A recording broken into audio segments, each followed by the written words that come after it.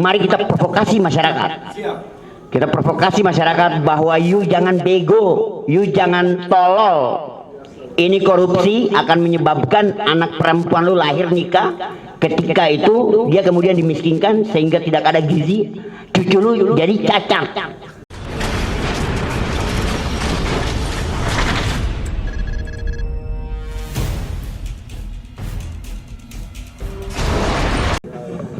Baru pernah orang nanya yang pada orang tepat tuh. Ya kebetulan saya terima kasih pertanyaannya. Mudah-mudahan jawaban saya itu bisa cepat. Kalau nggak tepat, mudah-mudahan saya harus belajar kembali lagi. Seperti itu. Kalau gerakan yang harus diidentikan dengan 98, saya kita agak berbeda di situ ya, karena saya pikir 98 itu adalah perwakilan dari IMF. IMF. Seperti itu, seperti kayak kawan-kawan Porko tadian saya pernah kok atur gerakan 2011 tepat 28 Oktober di depan istana dengan Jarkam, lalu setelah dirubah Konami dengan Adian F70. Dan saya tahu tentang paradigma mereka, saya tahu tentang mereka ini by order atau enggak. Seperti itu. Kan yang eksis 98 nggak bisa dipungkiri Adian kok. Seperti itu. Awalnya mereka dengan dulu sebelum itu kan ada partai yang dibangun Budiman Sujatmiko, PRD. Kamu tahu nggak kenapa kemarin itu aksinya itu? Kenapa UI yang paling terdepan kemarin? Yang RUU Kamnas, RUU KPK. Karena PRD itu banyak investasinya di UI, bro. Karena yang kasih tahu saya itu, yang ajarkan saya tentang Simon Bolivar, gerakan-gerakan gini, itu adalah orang UI, orang PRD. Seperti itu, mereka pakai sistem infiltrasi, seakan-akan PRD itu mati, padahal enggak. Makanya yang cari uang, artis itu yang cari uang untuk biaya demo itu, dia ditahan, Budiman turun juga. Gitu loh. Pada saat Jokowi masuk, enggak demo. Karena memang direkayasa untuk kemudian membludaknya massa agar kemudian dari lawan tidak memiliki tempat. Itu ideopol strategnya di situ. Makanya saya sempat, kenapa saya hadir? Saya hadir karena saya tidak mau adik-adik saya jadi korban. Itu. Karena kami yang kemudian merobohkan pagar depan itu yang dulunya besi, lalu mereka bangun beton itu. Kami yang merobohkan kok di situ. Terus begini. Bagi saya yang saya mengerti tentang demonstrasi adalah varian-varian dari nanti untuk kemudian menuju pada revolusi. Tapi yang paling terpenting adalah bagaimana kita menggunakan jembatan intelektual organik kita dalam hal tentang, bukan berarti provokasi yang sembarangan, dalam hal tentang sistem advokasi dan kemudian penyadaran terhadap masyarakat. Kesadaran itu, makanya peran mahasiswa itu kenapa sampai intelektual organik? Menurut Antonio Gramsci, intelektual organik yang dimaksudkan kaum cerdas, kaum mahasiswa ini tidak boleh jauh dari masyarakat. Dia harus dekat dengan masyarakat di pasar-pasar tradisional, bagaimana menjelaskan tentang dampak pasar modern terhadap pasar tradisional dan lain-lain.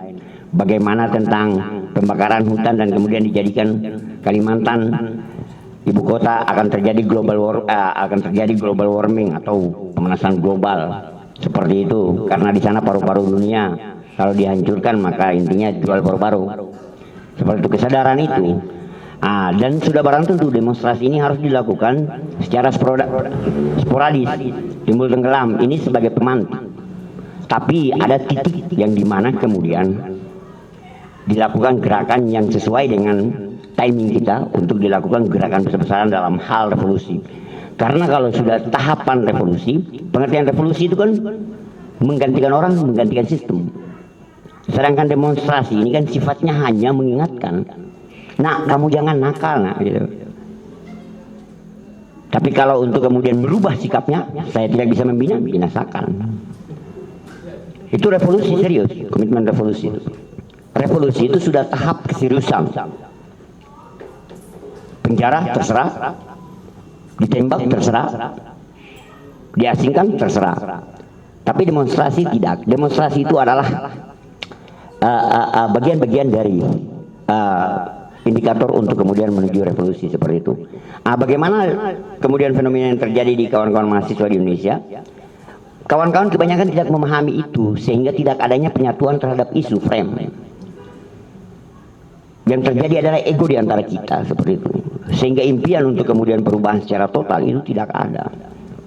Makanya saya ingatkan lagi, perlu diingat bahwa aksi itu bisa kita runtuhkan itu pemerintah yang zolim manakala konsolidasi kita dalam hal kita menggunakan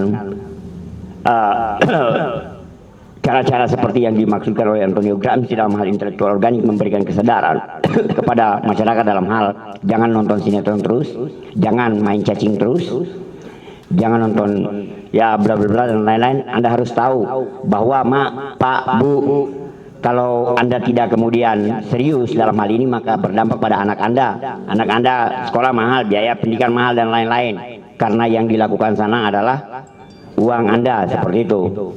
Nah, kita jelaskan dengan bahasa yang sederhana, bukan bahasa yang terlalu tinggi sehingga mereka bingung sendiri, bahkan mabuk mereka. Seperti itu. Sehingga gerakan yang kemudian kita cita-citakan dalam hal ini revolusi itu bisa tercapai. Revolusi itu apakah penting? Ya sangat penting. Harusnya sudah revolusi. Harusnya. Karena lagi-lagi kan kawan-kawan harus fokus juga. Perlu kawan-kawan ingat dalam benak dan pikiran bahwa korupsi ini kan extraordinary crime. Kejahatan luar biasa. Bahkan janin saja mendapat dampaknya itu. Ya iyalah, kalau kita nggak makan gimana? Yang hamil nggak makan, gizi buruk gimana? Jangan-jangan anak yang lahir cacat itu karena pemerintah korup. Jadi gini, kenapa tadi lupa juga Omnibus Law itu, pengertian dari Omnibus Law ini kan perubahan secara total ini, revisi total. Mereka menghadirkan kalimat term Omnibus Law, kan rakyat nggak ngerti. Mereka pikir permen apa gitu ya. Kenapa mereka tidak pakai bahasa Indonesia saja? Mereka takut kalau pakai bahasa Indonesia, wow bahaya Pak. Ini masalah investasi Pak, dibuka pintu, perampok masuk bos. Seperti itu. Ini memang yang seperti Adinda dari BEMNUS tadi bicara, ini semua punya keterkaitan sistemik. Baik itu Kalimantan, baik itu Natuna dan lain-lain. Ini semua punya ini ketertarikan ini. Ini sudah diatur, sudah di setting benar-benaran ini. Sutradaranya keren bos. Begitu. Kenapa saya tertarik masalah itu? Kan sekarang korupsinya kan nggak main-main lagi, perampokan ini nggak main-main. Korupsi itu kan bahasa di metafor kan. Kalau bahasa aslinya tuh pencuri, maling. Gitu. Iya pencuri. Seperti itu. Dihaluskan biar agak keren sedikit, biar mereka nggak malu. Ya korupsi. Seperti itu. Jadi harus mengerti semua itu. Hermeneutik, semotik, lain posmo tadi bicara itu. Kenapa zaman posmo ini? Memang agak riskan dan memang kita harus punya mental perjuangan yang kuat. Mungkin seperti para pendahulu kita. Ya saya pengagum Che Guevara ya. Ya mungkin seperti Che Guevara sampai kemudian harus menyeberang dari negaranya. Mental yang kuat karena kenapa dalam dunia posmo itu teriakan kita di toa dan mikrofon tentang kebenaran itu kita sudah telat. Mereka lebih asik nonton duduk di Starbucks selfie gitu loh. Mereka lebih senang itu dalam dunia posmo. Itu pembahasan dalam benturan antar peradaban Samuel Huntington itu keren itu. Itu sudah dibahasakan itu. Kasus yang terjadi saat ini sudah diteoritiskan itu oleh pakar-pakar teori dulu seperti itu. Makanya saya heran kalau kawan-kawan yang mengatakan diskusi kajian itu belum tahu.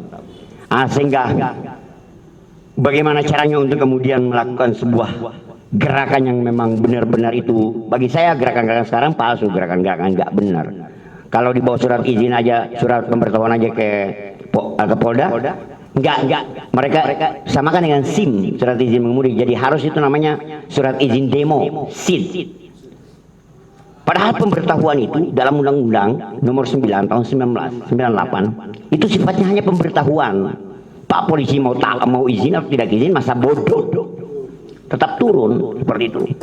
Karena di situ letak peran serta masyarakat dalam hal ikut serta dalam hal berdemokrasi, dalam hal untuk kemudian menjaga pemerintah menyampaikan pendapat dalam sistem good of governance itu, seperti itu.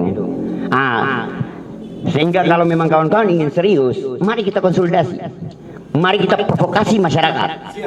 Kita provokasi masyarakat bahwa you jangan bego, you jangan tolol.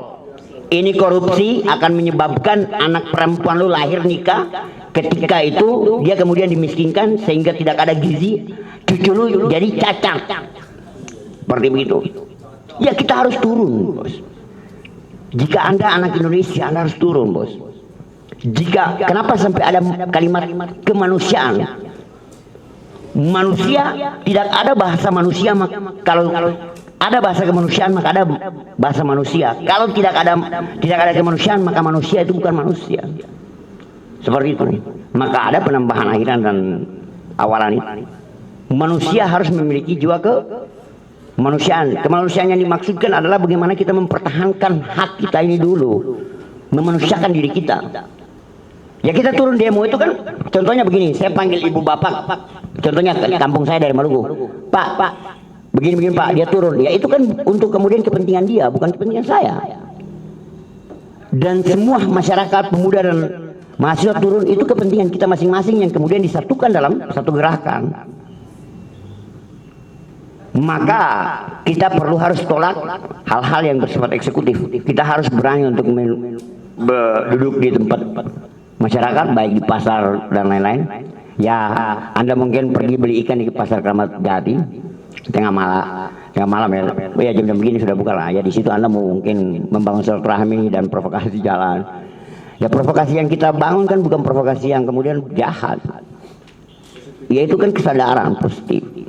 Ya dalam yang sering saya bawa materi ya, ibaratnya kita sebagai agitator, memberikan agitasi yang positif, bahwa karena negara Indonesia ini ada, karena bangsanya, karena rakyatnya, maka ketika pemerintah yang kemudian tidak mengindahkan bangsa dan rakyatnya, maka sudah barang tentu revolusi adalah jalan terakhir. Bos, Anda kalau tidak lakukan revolusi, saya takut Indonesia ini selesai. Kita harus merubah. Sistem juga memang harus dirubah, bro. Makanya saya bingung dengan Ibu Mega itu, katanya anak Soekarno. Nggak baca kali ya. Ya iya. Pertama itu kan Soekarno menjalankan demokrasi terpimpin. Setelah itu dia kemudian dekret presiden dimajuli. Kembali kepada Pancasila. Artinya bapaknya saja tidak percaya demokrasi. Begitu loh, makanya saya bingung benar anak-anak benar Bung Karno atau bukan sih. Serius, saya serius. Anda baca sejarah dong. Anak Bung Karno. Dan lebih buat saya bingung dan muak lagi, ada orang-orang yang pro demokrasi lah. Sistem itu sistem yang kemudian secara kebetulan Plato bicara waktu gurunya dihukum dengan cawan racun itu. Kebetulan, namun dicek itu Yunani itu sistemnya monarki kok. Dan kemudian dipakai oleh Yahudi itu. Zionisme untuk menguasai novus ordo, seluruh menguasai dunia. Representasinya adalah Amerika, walau otak utamanya adalah Inggris. Ya iya, demokrasi untuk menguasai dunia begitu. Demokrasi Anda kalau cek sistem itu di setiap negara, India saja sampai saat ini masih banyak orang meninggal. Di mana demokrasi itu diberikan dan digunakan oleh sebuah negara, maka pasti akan terjadi kekacauan. Kalau saya berbohong, Allah bebas ambil nyawa saya hari ini. Serius, Allah. Bukan berarti kita menspesialkan salah satu sistem negara, enggak. Kan tujuan daripada kita bentuk sistem ini kan untuk kemudian menjaga kemaslahatan bersama, bukan kemaslahatan kelompok atau pribadi seperti dia. Begitu loh. Sistem apapun itu, jika warganya itu ada rasa kenyamanan, ada rasa keadilan dalam cerita hukum itu, asas tentang kepastian, hukum itu harus pasti. Kalau dia pasti, maka sudah barang tentu kemanfaatannya ada. Manakala kemanfaatannya ada, maka sudah barang tentu rasa keadilan itu pasti ada. Seperti itu. Sehingga bagaimana Anda menuju kepada revolusi? Anda menuju revolusi, Anda jangan belajar itu teori Adi atau Stalin. Anda belajar kali ini. Seperti itu. agar kemudian gerakannya. Kalau enggak Anda hadir dan cari guru kita bersama Bang Akmal, Anda pasti revolusi. Serius. Saya sebagai umat muslim saya loh. Ini kan bendera ini kan. Kalau kita baca sejarah Islam ya, di akhir dunia ya, nanti muncul pasukan kuda dari Afgan. Pasukan kuda membawa bendera ini. La ilaha illallah. Kok dilarang sih? Itu yang pertama ya. Jadi apa? Ya gini bro, kesalahan itu diulang-ulangi akan menjadi suatu kebenaran. Korupsi dijadikan sebagai lelucon dan lain-lain, memang mau diarahkan untuk hal itu hal biasa lumrah, agar mereka korup terus. Makanya saya bilang kalau saya diajak pijit plus saya mau. Ya mumpung ada, daripada kita yang lain kan berbahaya juga seperti itu. Maka gini bro, tapi yang paling utama begini, yang bertanya, saudara yang bertanya, yang paling utama dari segala hal itu niatan kita dulu. Niatan kita dulu. Yakinkah Anda untuk ingin melakukan perubahan? Sudah total? Sudah. Inna sholati wa alamin. Karena berbicara tentang komitmen ini berbicara yang kita harus duduk berkali-kali dulu. Seperti itu. Bahkan kalau prinsip saya itu maupun malam begini masa bodoh mau turun. Saya. Makanya tadi saya bilang masa bodoh deh mau diputar juga nggak apa-apa. Rindu penjara memang daripada di luar lapar di Cilosari terus. Ya iya, logika tanpa logistik anarkis. Pemerintah ingin untuk kemudian rakyat tidak melakukan sistem-sistem yang perlawanan dalam hal tentang tidak adanya bermunculan gerakan-gerakan yang keras. Ya harusnya perut mereka diamankan dulu karena kalau kenyang kan ngantuk bos. Seperti itu. Mungkin cukup sekian dan terima kasih. Wabillahi taufiq wal hidayah. Wassalamualaikum warahmatullahi wabarakatuh. Terima kasih ya sudah ucapkan malam ini karena ulang tahun Haimi lagi ditunggu di PBMI. Saya minta maaf ya Bang Firman. Terima kasih, jangan bosan-bosan undang saya karena saya juru provokator yang baik. Assalamualaikum warahmatullahi wabarakatuh.